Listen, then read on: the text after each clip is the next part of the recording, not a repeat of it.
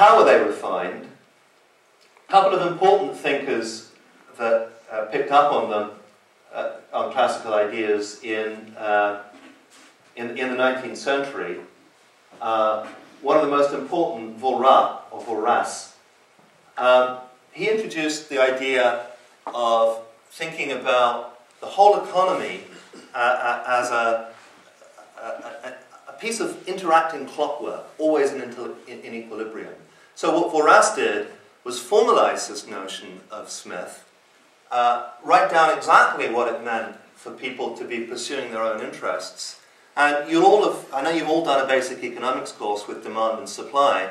What Voras is all about is asking, if you put demand and supply together in every market at the same time, is it possible to find prices that will coordinate everybody so that the outcome can be one that makes everybody better off?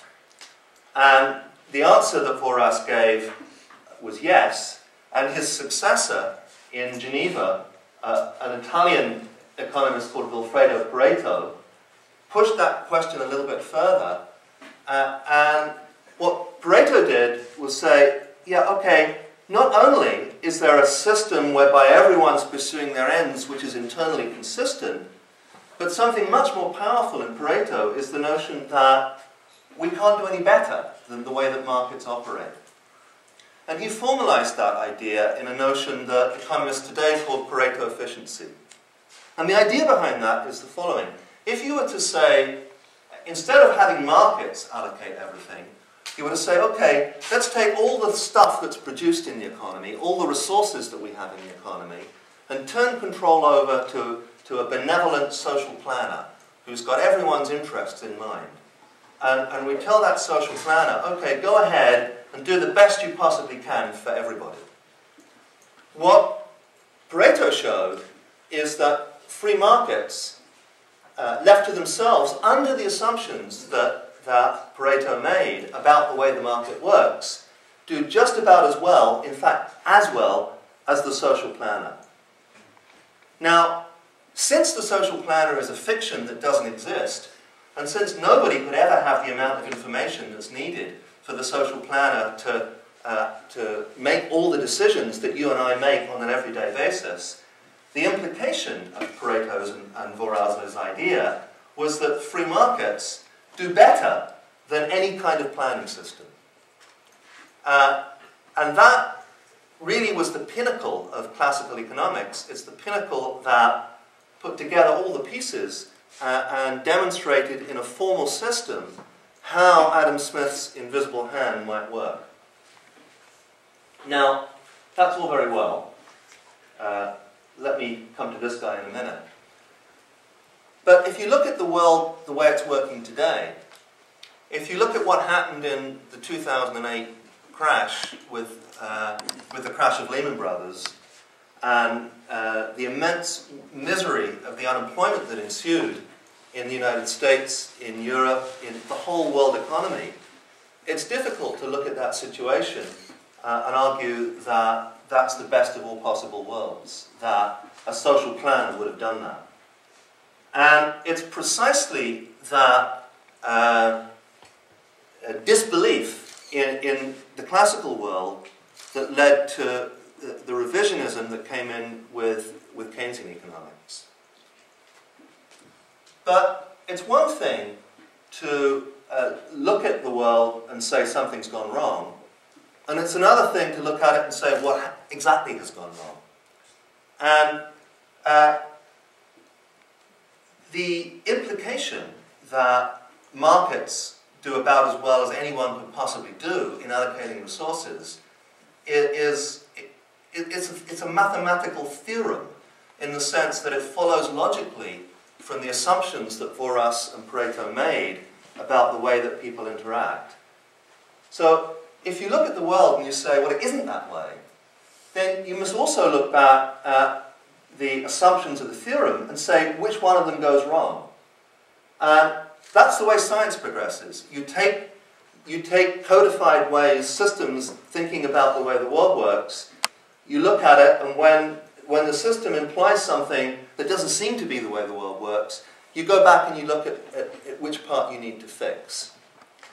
I'm going to come back to that idea because I'd like first to talk about the extensions of classical economics in the 20th century and how they apply to business cycles.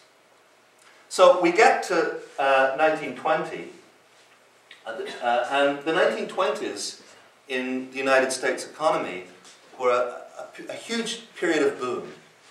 The stock market was roaring. It was not dissimilar to the 1990s. Everybody was going in buying stocks. People felt rich. There was a lot of development in industry and business. Employment was high.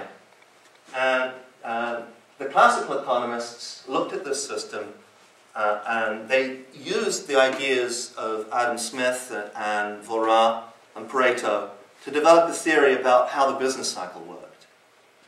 And I'm going to give you an analogy in a minute, but they saw the business cycle as an efficient, smooth, functioning system that was occasionally hit by shocks. One of the leading economists of that period, Arthur Pigou, who was a contemporary of Keynes in Cambridge, he wrote a book called Industrial Fluctuations, in which he described 6 different kinds of shocks that might occur. There were shocks to tastes or preferences, fashion, if you like. Headlines went up, headlines went down. That caused people to produce different kinds of things. There were agricultural shocks to the weather, hurricanes. There were disturbances to the money supply. There were strikes and industrial disputes. And most importantly, because this piece disappeared from much later work, there was the confidence of people in the economy itself. And I want to focus in on that because I think that, personally, lack of confidence has been the driving force in the current recession and also the driving force in the 1929 recession. And I'll tell you how that is in a minute. Now, what was different then about the economics that followed Pigou and the economics that Keynes introduced when he looked at the Great Depression? Well, in order to understand a complicated world, we often as human beings find it helpful to have a simple physical analogy. And I want to give you 2 physical analogies.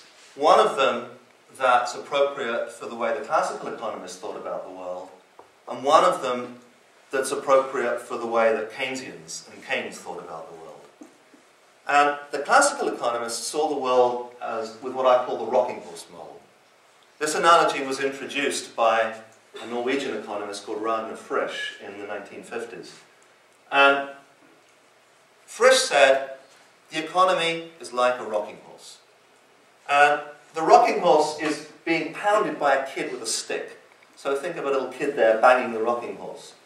And the economic analogy to the kid with the stick are what Pigou called shocks. So an airline pilot strike, a hurricane in New Orleans, the invention of a new technology that throws some people out of work temporarily and causes the growth of a new industry. So the economy is always being hit by these disturbances, but, and this is an important but, if you took away the kid with the stick, the rocking horse would come to rest at a unique point. And in the same way the classical economists saw the economy, if you were able to take away all those shocks, the economy would quickly come to rest at a unique point, and that point would be full employment. So, yes, the economy is always being disturbed, but it has a self-correcting mechanism. That's one of the central ideas, one of the central themes in classical economics.